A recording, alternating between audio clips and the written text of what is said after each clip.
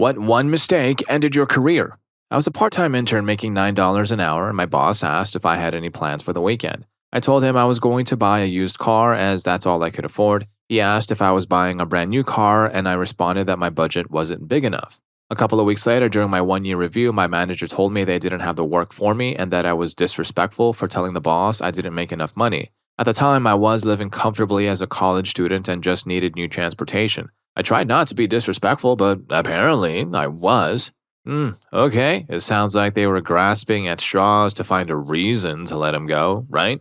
Story 2. Getting promoted to supervisor started a domino effect. I worked at a prison for about 7 years and knew I was the most qualified for the open sergeant position, so I applied for it. I got the job, which is where this story begins. As a sergeant, it was my job to do investigations and document findings whenever an inmate claimed his life was in danger. I would conduct the investigation, write a report on my findings, and send it to the warden for them to interpret the evidence and make a final decision. One day, an inmate got roughened up in a building I was in charge of. This inmate had never spoken to me or told anyone he was having friction with his cellmate. When questioned about the incident, the inmate said he had told me he needed to be moved and that I had agreed to do so. Initially, my supervisors believed him, but after I showed them the surveillance camera footage that proved I had never even been in that area that night, they admitted I hadn't talked to him. However, the higher-ups needed someone to blame, and since it was my area, I was held responsible and fired. As a side note, I was salty about getting fired because I cared about my job, but I wouldn't go back if they begged me. I have a much better job now, and the prison is so short-staffed because of how they treat their people that officers are stuck working 16-hour days, 6 days a week. No thank you. Story 3. I was in the mailroom opening my packages with a pocket knife. The secretary came in and we started chatting. We're both Italian, so we gesture a lot while we talk. Sometime after the conversation, the operations manager came down from his office and escorted me out of the building. I had forgotten the knife in my hand while talking with the secretary, and she accused me of threatening her with it during our conversation. I was fired 3 days later. I had worked with this woman for almost a decade and even helped her children with their homework. Years later, I learned that corporate wanted to take down my boss and started the process by going after his biggest supporters. I was the third domino to fall. After I was railroaded, almost 40% of the branch's staff left the company. I guess the secretary was in on it and leapt at any excuse to take me out. It's a shame. I really loved that job and was fired just 4 weeks before my first child was due. It was very demoralizing for quite a while.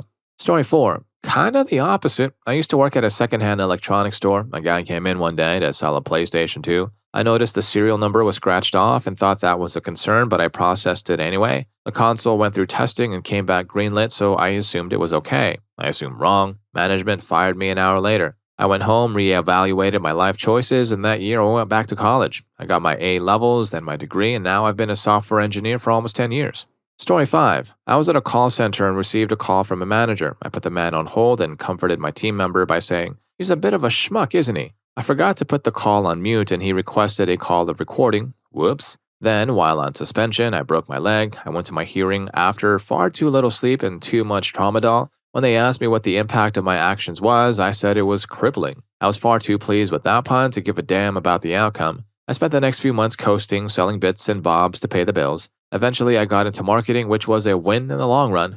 Story 6. I was the assistant director at a summer camp. One of the very last nights was a sleepover while the campers were present, but not all of the regular day staff. 2 of the counselors were caught drinking beer. In an attempt to weasel his way out of trouble, one of them told the head of the camp that I had given him permission to do so, which I most definitely had not. While I didn't get fired on the spot or have my year-end bonus withheld like the other 2, I was told I wouldn't be asked back for the following year. This was especially frustrating because there had already been talks of me becoming a full director in the future. Story 7. A guy I knew got fired for sleeping with his boss's daughter. There was nothing inappropriate about it. It was an entirely consensual and above-board encounter. He didn't even know they were related and had never met her before. They met on a night out and he went back to her parents' place with her where they had intimacy. There were no problems or drama. The next morning, they got dressed and she was showing him to the door when her dad, his boss, walked out of the kitchen. In my opinion, that's a pretty messed up reason to be fired. They were both consenting adults and he had no idea she was his boss's daughter. There was no significant age difference, she wasn't intoxicated, and she had never worked at or even visited the company while my friend was there. Story 8. Derailed it a bit and it took some years to recover. It was a sysadmin at a small university when security responsibilities were added to my duties. My boss's boss, the IT director, asked me to do a security audit and present my findings at a department meeting. I asked if I could present the results to him privately so he could present them to the meeting, but he insisted I handle it. My report showed major security holes, demonstrations of tests of these holes, and recommendations for patching them. Many of the patches were at the level of change the administrator password from password to something less obvious. Since my political acumen was near zero at the time, I didn't realize how the report on major security problems made the IT director look completely incompetent in front of the entire department. He had built and configured the campus computer system almost entirely on his own, at least in his mind, and was quite proud of his accomplishment. He suspended me on the spot, demoted me, and tried to convince the university to fire me and bring me up on criminal charges for hacking into the university's computer systems. Story 9. I went on a first date with a girl who, within 20 minutes, revealed herself to be a horrible person. She was proudly telling stories about all the crazy things she had done, so I did everything I could to get out of the date. I didn't make up any excuses, I just dodged the conversational landmines and asked a ton of questions about her so I could end the date sooner. In the end, I told her I wasn't feeling a connection and wanted to be honest so we didn't waste each other's time. A week later, I found out she had contacted my previous employers, having found my LinkedIn profile. She told them fabricated stories about me, talking a ton of trash about them. Now I can't get a reference from my 3 previous jobs, even from people I was on good terms with, all because I went on a date with a psychopath. Story 10. I worked in retail pharmacy for about 10 years. One day, a belligerent patient came through the drive-thru. His doctor had sent his prescription to our other location about 1.5 miles down the road. We were on the same street, so addresses get mixed up all the time. It was no big deal. I told him to give me 10 minutes and I would have it ready. The man immediately started laying into me for no reason. He called me an idiot and incompetent, said he knew where his doctor sent it, and said that I was a lazy, lying piece of crap, among other things. After a few minutes of this guy yelling loud enough for the other staff inside the store to hear him, I told him he needed to leave and find a new pharmacy. He continued to yell and refused to leave, so I told him, screw off or I'm calling the police. Apparently, that was over the line for my company. I had no interview with HR, no discipline, and no suspension. They just fired my butt about 3 weeks later after an internal investigation. Story 11. An old guy in my department who had been there forever and was nearing retirement made a huge mistake. He was literally crying, completely beside himself with worry. I tried to talk him down, but he was inconsolable, so I told him I would take the fall for it. I said it wasn't that bad. I took the blame, but during the review, he told our bosses, I tried to warn him, he wouldn't listen, I couldn't stop him. I had already admitted to my mistake and was told my contract wouldn't be renewed after that quarter, so I walked out that day. I lost my house because there was no job market, and my wife and kids and I had to move across the state. We lived in a spare bedroom at my mom's house for a year. I am better for it though. I have a better job now with better pay, and I'm regarded as one of the best in my field. I've climbed the ranks to become the boss, and we have a new house and a nice car. Everyone is better off because of it. But I still occasionally have nightmares about getting fired for my quote-unquote my mistake. Story 12. I used to work at a builder's merchants. A customer called to place an order over the phone, which wasn't unusual, but they wanted to give me their card details right then, which was a red flag. I initially refused, but another staff member vouched for them, saying they were regulars. I put the order through, knowing that whoever came to collect would need to come into the office for their paperwork before loading, so we would have them on CCTV if it turned out to be a fraudulent order. However, the yard crew didn't follow the process. When a van showed up for the goods, they loaded everything and sent them away without asking for any kind of ID or manifest. The payment card was later reported as stolen, and the staff member who vouched for the customer denied even being in that day, which was a lie, as she never took time off. I got fired, and everyone else got to keep their jobs. Story 13. I was written up and eventually pushed out of the company for farting in the wrong place. To be fair, I was working in the microbiology Q&A group at a big pharmaceutical manufacturing company that made contact lens solution and other products. It was a Thursday, which was taco soup day, and this particular day, it was extra spicy. To get into the fill room, you have to spend about 45 minutes getting dressed in sterile room garb without touching the outside of your suit. It's quite the dance. So I was in there sampling over 100 points of contact around the fill needle when my stomach started grumbling. It was the end of the day, and I didn't want to leave and get dressed again. I looked around and saw a few ladies working upstream on the conveyor belt looking for jams. Immediately after the fill needle, the products went out a small cutout in the window to be packaged. The room itself had these cascading air pressures blowing away from the fill needle and was super loud. So I found my spot, started to sample in that area, and let out a little pfft. I felt better and went about my business, but then I started to hear a sound. We have alarms, a stack of lights every few feet, and a high-pitched red light indicates a jam in the track somewhere. A blue alarm is for something else, but this time a yellow alarm was going off. I looked around, unconcerned, and saw the ladies upstream were laughing their butts off. I looked out to the packaging area and everyone was staring at me through the window. The line boss banged on the window and demanded that I see him outside. There are hydrogen sulfide sensors around the sensitive areas of the line because farts cause pink eye, and I had just contaminated the product. Thousands of bottles were thrown away and the line had to be purged for minutes before and after the quote-unquote incident. It took 15 minutes to properly disrobe. The entire time, the rest of my Q&A department came to stare and laugh at me through the windows because they have to supervise you changing to make sure you do it correctly. When I got out, I had to sign several forms that claimed that I, Frothbeard, farted in the fill room. I got a written warning for it, but in my defense, so did the guy who trained me since he apparently didn't mention the yellow alarms. My boss let me go home early and I was forced out soon after. Story 14. Putting my faith in the person quote-unquote training me led to me being fired after only 3 months. I usually stay at a job for a couple of years and I've never been fired before or since. Thankfully, it didn't completely end my career, but I've struggled to get new jobs in the same sector ever since. Luckily, I can do the same job but in different, less lucrative sectors. It all happened because I thought someone was helping me when she was actually a double-crossing witch. She was helping to train me and explaining some very complicated inner workings of our company. She essentially explained how internally we talk about some products and services as B2C and other products and services as B2B. We don't talk like this to customers though, only internally. I apologize for being vague here, but explaining everything would take a whole post. What she said made perfect sense and helped me understand some nuances in our services. A week or so later, I was in a big meeting with a lot of team leads trying to sort out a problem with a product that we were launching. I asked the guy leading the meeting, so just to be clear, is this to do with the B2B products? I'm a little unclear. He looked at me like I was going crazy. B2B? I don't understand. What are you talking about? I said,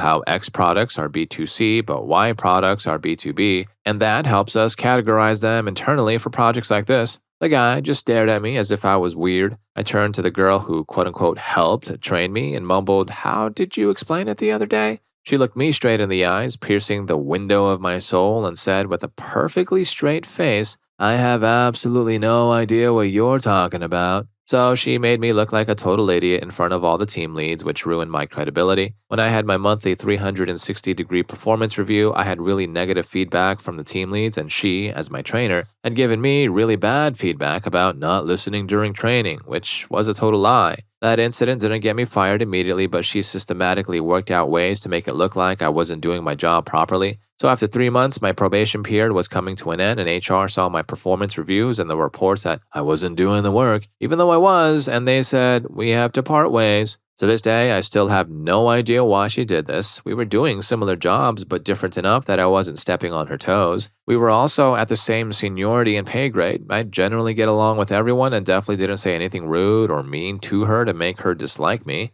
So I can't see a good reason for her to want me fired other than she didn't like my face or something. She acted so nice to me during training and around office hours, but I didn't know about all the negative stuff until it was too late. Screw you, Sarah. Story 15. I worked full-time for a company contracted to provide an on-site IT for a school district. A teacher asked me about a cart of MacBooks we were working on for her. My mistake may have been talking to her in a noisy classroom because, for some reason, "They should be done in a week" turned into "I'll do them when I get to them, probably next summer."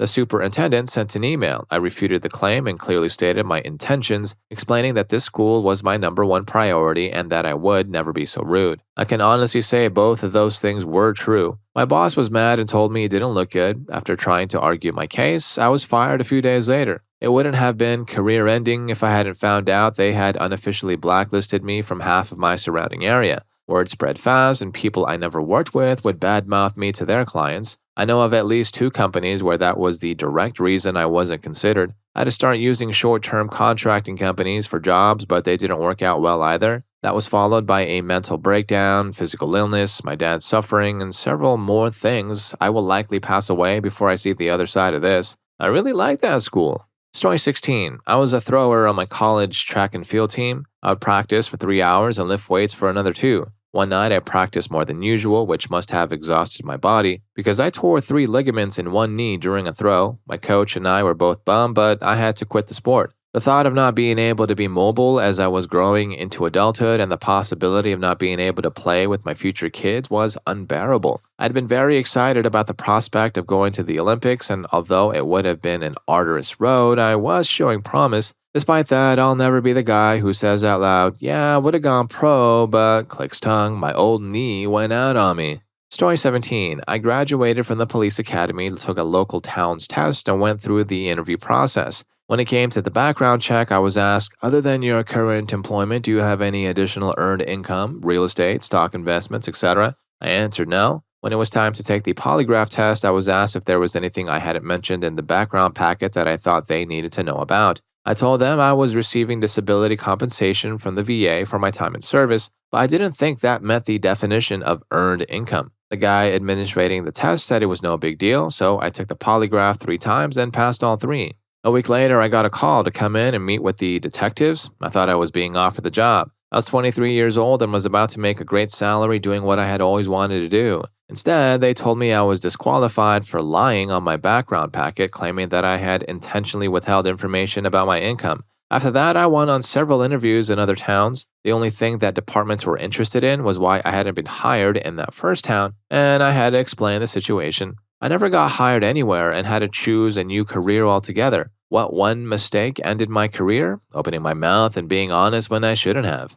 Story 18. I fell down a flight of concrete steps and broke my back. I was a very successful dog trainer, and my clients were supposed to de-ice their stairs in the winter, but they didn't. I ended up lying in the snow for over 45 minutes before crawling back to my car. I had to have my tailbone removed, and I'm now handicapped from the waist down. Although I can still walk, I have to use a cane on bad days and stay in bed on flare-up days. I used to make $60 to $100 an hour, and now I get $850 a month from disability. And no, I didn't get a penny from a lawsuit, a settlement, or anything like that because I was too afraid to tell my boss what happened. It was a very small business and I just couldn't afford to lose my job. Instead, I lost my life. Alright, so basically he won the lottery and shredded the ticket?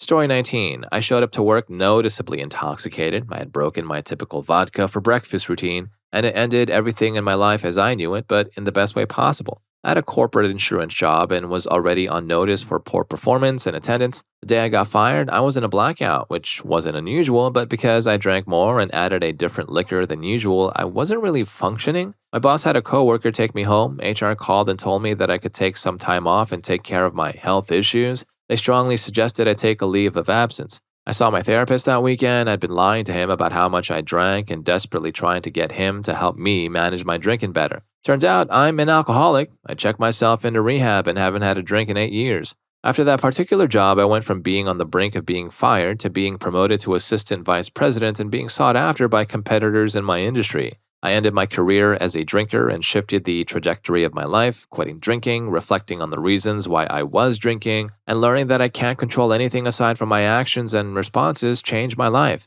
I've been through some of the most difficult adult situations in these past 8 years, and I would still say that my life has only gotten better and better over time. And if you think you have a drinking problem, I say it's worth taking a look at yourself. Quitting substances and alcohol is not easy, but my gosh, is it so worth it. And if you're enjoying the video so far, finding some worth in at least one of these stories, don't forget to hit that subscribe and like button for more videos just like this.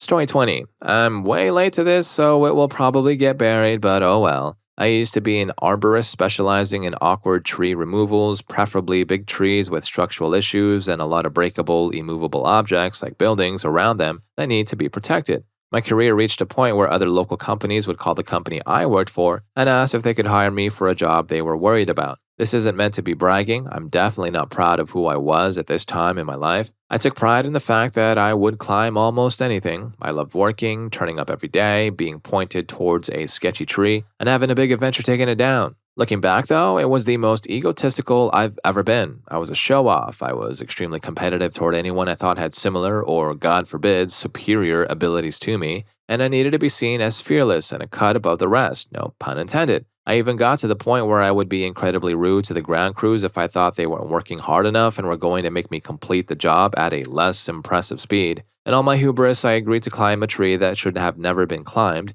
Only by sheer luck did I avoid being squashed with the bug between the trunk and the roof of an outbuilding when the tree decided to fall over as I was halfway up, getting ready to cut off the second branch of the day. I was mostly uninjured, but the mental toll was quite large. I totally lost my edge and started getting jittery and even tracking and backing out of perfectly stable trees. I ended up having to take a pay cut. Nobody was requesting me anymore, that's for sure. I also developed vertigo, and anytime I was up a tree, it felt like as if the tree were falling and the ground was brushing up at me. I couldn't sleep any night. I knew I had to work the next day, which is most nights when you think about it. It also started having crazy anxious moments where my heart would beat really fast. I carried on like this for 2 years with minimal improvement because I had financial responsibilities and no skills for anything else. Luckily, I was eventually able to get work as a consultant in the same industry, which is a mixture of office-based work and site visits that involve looking at trees instead of climbing them, but my career as a climber is definitely over.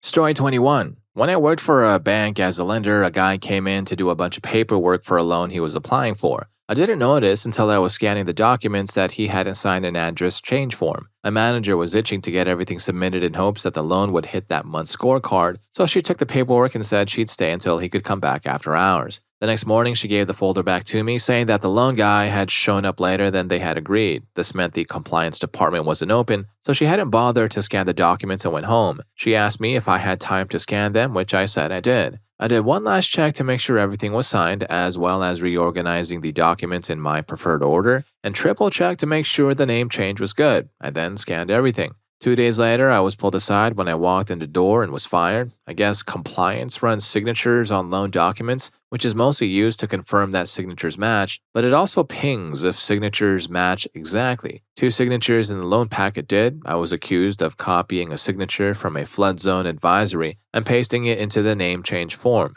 They knew it was me because I'd signed the document list, notarized several documents, and it had been scanned under my employee ID. The case was open and shut. I never got the satisfaction of asking my manager why or what happened, but it doesn't really matter. About 2 months later, everything went under lockdown, including my daughter's daycare. I got to spend 4 months with her doing nothing but playing 3-year-old make-believe and mastering chocolate chip cookies, all while coasting off of unemployment. I found a job right when I needed to and was making more money than I'd ever made within 6 months with a series of title changes in the following year. So, thanks, you crappy manager. I hear your bank just got bought out and everyone hates their jobs now. Story 22. I had a child and could no longer work past a certain time. I was hired at a warehouse job where my schedule was 6:30 a.m. to 3 p.m., which was perfect for me. My girlfriend would take the kids to school and I would pick them up. I also had time to relax or pursue other personal endeavors before their schools closed. About 9 months in, they changed the schedule to 8 a.m. to 4:30 p.m. Additionally, we were constantly behind on work, so they scheduled us until 5:30 p.m. I told my manager at the time that I couldn't work past 4:30 p.m. as it took me almost an hour to get my son to school due to traffic. This also made it very hard for me to cook dinner and get them to bed on time. I offered to come in early to work 9 hours when needed, but he understood and let me leave early instead. A new manager came along and I informed him of the same thing. I was leaving at 4:30 p.m. every day for almost 6 months without any issue. We weren't constantly behind those 6 months, but we were always scheduled until 5:30 p.m. on Mondays. I also tried to talk to him about my struggles with the schedule, but was constantly ignored. 2 weeks ago, I was called into a conference room and I was told I was being fired for, quote, abandoning my workplace without authorization. I told him that I had been doing this for months and it had never been an issue and I'd also never received a warning, but he didn't care. I hated every moment of being there, so I didn't fight that hard to stay. I just wish I had something lined up before leaving. Story 23. I used to sell myself beer before I turned 21 at a gas station where I worked. I got caught because my coworker was giving himself a lot of discounts on all kinds of stuff, so the company decided to check the system. I had been ripping the barcodes off the beer in the back so I could swipe and pay at the counter without the cameras seeing the beer. Then at the end of my shift, I would take the beer from the cooler and hide it under the trash cart I was taking out. The best part was that after I got caught and fired, my manager called me in a week later to give me a check for several $100s for all the beer I had quote-unquote bought over the past several months. That way, the store could say it hadn't sold beer to a minor. I don't know how that would have held up legally, but that's what they did, and I found it hilarious. Oh, alright. Sounds like he outsmarted the system, got caught, and then still came out ahead financially. Win-win. Story 24. This didn't end my career, but it certainly ended my time at a company I thought I'd stay at forever, my quote-unquote dream company. I started there early in my career in a low-level job in the accounting department. Over 2 years, I moved up to senior accountant with the most important business streams under my management. The VP and controller liked me, but they were both completely crazy. I'm sure they were both bipolar, as they would fly off the handle about random things, big or small. I could manage them though, and was rarely in the direct line of fire. We had a joke at that company: if someone wasn't crying in the accounting department at least once a week, something must be wrong. Fast forward to my third year, I was working a crazy amount of unpaid overtime, to the point where I would easily spend 36 hours in the office, go home for 6, and then come back for another 30. Weekends were for work too. The project finally ended and went to the board, but they didn't even like the idea of it. From my understanding, the VP got a big slap on the hand for going against what they wanted, and he was now on the warpath. He gave the presentation in person and had a 4-hour flight back to our office. At 7 p.m., he called us from the plane and said something like, "Now one of you effing failures leave the office until I get there. I'll be there at 10 p.m. Wonderful. He didn't come into the office until 2 a.m. because he's an a-hole like that. He then ripped us apart, saying it was all our fault. He singled me out since I had done a huge amount of the work he had reviewed and directed the whole way, and that he had approved, and then demoted me in front of the office, not just to accountant, but to an open role we had that was a mix of receptionist and accounts payable. I went home, didn't come in that next day, and I got a nice voicemail. I went in for the following day and told them I wanted to be paid for my overtime if this was actually happening. They said no, and I told both the VP and controller to go screw themselves. I went back to my desk and waited for them to fire me. To my surprise, it took them a week to do it. I was happy it happened early in my career, as it opened my eyes to how terribly some companies will treat their employees. Story 25. I was working at a call center for an insurance company, handling agent support chats. My job was to do things for agents or answer their questions. I was chatting with an agent about a very simple, extremely basic issue, the kind of stuff you learn on day one. This agent just couldn't comprehend it and was getting irritated at their own inability to grasp the concept. They requested to speak with my supervisor. I was typing a message to my supervisor explaining the situation and asking if she was available to take over. My message was, supervisor's name, "We have a dumb one here. Are you free for an escalation?" Instead of sending it to my supervisor, I accidentally sent it as a chat to the agent. Needless to say, they were not happy, and 2 days later I was fired. I hated the job and was thinking of quitting soon anyway, because call center jobs just drain the life out of you, so it wasn't that big of a deal. Story 26. I worked in construction as someone who set up IT equipment. I was asked to go to a site I had previously visited that week to do some general password resets. I did everything I was asked, but because the site was run by quote-unquote dinosaurs, they hated all things IT. When I got to the site, I went in and got set up. The site manager then told me to get off the site because he said I hadn't done anything. He got in my face and spoke down to me. I was not in the best mental state, and things verbally escalated to the point where I said, "Who do you think you're talking to?" This sparked a massive investigation at my job. Luckily, I keep all my emails with all the passwords resets I do and take photos with timestamps of any work I set up. This mistake caused me a lot of stress because everything I did was being watched by people who had no idea how technology worked. I was eventually left with the choice of leaving or being fired and losing a well-paying job. The person who threatened me on site was also investigated. It turns out he had no health and safety paperwork and claimed he had given it all to me to put online. There was no record of this, but they tried to blame me for it. So when I left, I made a report to the health and safety executive and said he was eventually fired from his job. His mistake cost both of us a well-paying job. Story 27. I interviewed for a promotion and lost out to someone who was also disqualified for the job. The rejection email was a copy and paste form letter that they didn't even bother to fill out. It was addressed to hello name and thanked me for applying for a quote-unquote position. I sought feedback from the hiring manager, who told me I needed to work with my own manager. My manager, who had no say in the hiring process, forwarded me the glowing recommendations she had sent and told me she had no idea what happened. This whole process made me quite angry and accelerated my burnout. That, combined with a nasty breakup, exasperated some dormant mental health issues, and I just quit one day. I went from employee of the quarter to walking out in 6 months. I hardly remember anything from my last day except stopping at the McDonald's on the way home. I didn't even give notice. I later found a better career and learned how to better manage my chronic anxiety and depression. 9 years later, and life is much better. Story 28. At 18, my prospects of working in retail came to an end after a series of intoxicated events at the company Christmas party. I don't know who threw the first punch, but I was one of many who left a hole in the bathroom wall. I discovered a small door near the bar and crawled it in to find it was a storage space for booze. I then invited a bunch of intoxicated people in for an inmate sampling party. But what probably sealed my fate was leaning my much older married manager over the balcony and kissing her passionately. A week later, about a dozen of us were ordered to show up at the corporate headquarters. We were all reprimanded, shown videos of some of our antics, and threatened with prosecution before being officially quote unquote terminated and barred from ever working for the retailer or any of its subsidiaries. At the time, I was so worried my parents would find out, but now I look back on that intoxicated evening very fondly and proudly. Story 29. I mistakenly believed that following my boss's lead and doing things in the quote-unquote gray area of policy was an accepted practice. Everyone was doing it, and it was quote-unquote understood that these practices were common and would never be an issue. For example, I worked for a civil service and we had to use up our annual vacation time by a certain date. This date was also our fiscal year end, so it was common practice to mark that we were on vacation while working the last 2 to 3 weeks of the fiscal year. It was understood that one would then take a vacation day in the next fiscal year and mark it on the attendance sheet as working to make up for what happened at year end. This had been going on for years and was common practice, that is, until a change in government. People hid under rocks, and this practice was no longer acceptable and was seen as theft of time, which was a reason for termination. Things can change very quickly, and I would advise any young person entering the workforce to resist the allure of confidence from your bosses and the idea that they have your best friends at heart. In the end, you will need to be self-aware and know your standing and the potential consequences of your actions, because when it's all said and done, you're the one cleaning out your own desk.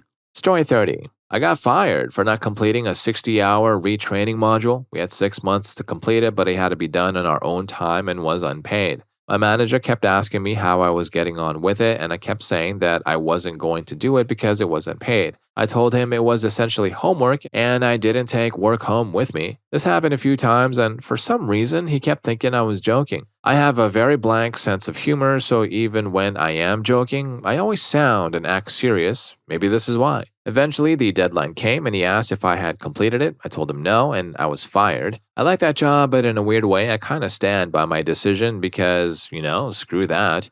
Story 31. This isn't really a story about a mistake, it's about refusing to upsell bogus products to customers. I was a finance director at a pretty big car dealership. New owners came in, fired all the sales management, and brought in their own people. They kept me because I had already had long-term relationships with the banks, especially some of the local lenders. After about, 8 months, they decided they wanted to sell a bogus paint enhancement product. It was literally just a car wash, nothing special at all, and they wanted us to sell it for $999 for 4 treatments, one treatment every 4 weeks. I did not have any of my finance guys get close to the sales penetration they wanted for that product. After 2 months, I was told to have a 70% sales penetration or I'd lose my job at the end of the month. So I updated my resume, made some calls, and collected my paycheck for the next 30 days. The general manager fired me at the end of the month via text message as he was leaving the parking lot. I already had another job waiting for me. Story 32. Giving my boss honest feedback from my team that they were feeling neglected. Note to all you youngsters out there, your boss may say they want constructive feedback, but this is a trap. They do not want constructive feedback. A couple of weeks before this, I had my mid-year review and was given a glowing review. I was told I was doing great and was on track for where I should be. 2 days after I had this meeting with my boss, the narrative changed. It was suddenly, "You're not meeting expectations," and "You're not effectively leading your team." My mentor, who was my boss's friend, dropped me as a mentee with no explanation. 2 weeks later, I was pulled off my shift for retraining, and 2 weeks after that, I was given a written warning. I'd never even received a verbal warning in my life. I was devastated. The written warning was 2.5 pages of nonsense. When I asked for a clarification on some points, I was told that my boss wasn't privy to that information. I remember thinking, then who was? Because she was the one writing the warning. About 10 days later, I was being yelled at in front of the camera lab for something the night shift supervisor had screwed up. At that moment, I quit mid-shift with no notices, walked out and gave my badge to security, and left that place in the dust.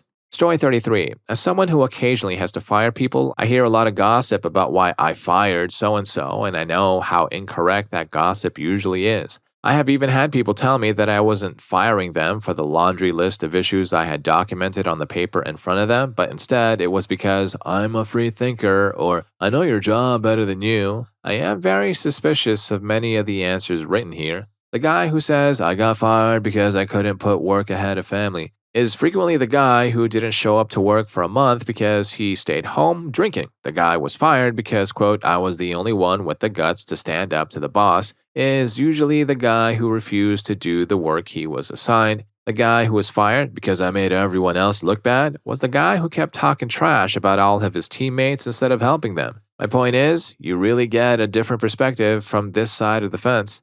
Story 34. I sheltered a homeless man once in my store. It was Christmas Day and was coming in for routine checks. My partner drove me there and I had them wait in the building because it was a minus 10 degrees Fahrenheit outside, already a big no-no. We saw him outside and weren't sure he was alive, so we checked on him. He was groggy and confused, didn't even realize it was Christmas, and complained that he couldn't feel his feet. I immediately brought him inside and made him coffee. We kept him company and made sure he was okay before locking up and taking him to a laundromat that was open. I was put on a corporate call a month later under the assumption we would be discussing the new management, but I was sent packing the same day. Alright, if any of these stories still got to you, here's more for you. YouTube thinks you're gonna love this. I'll catch you in that video.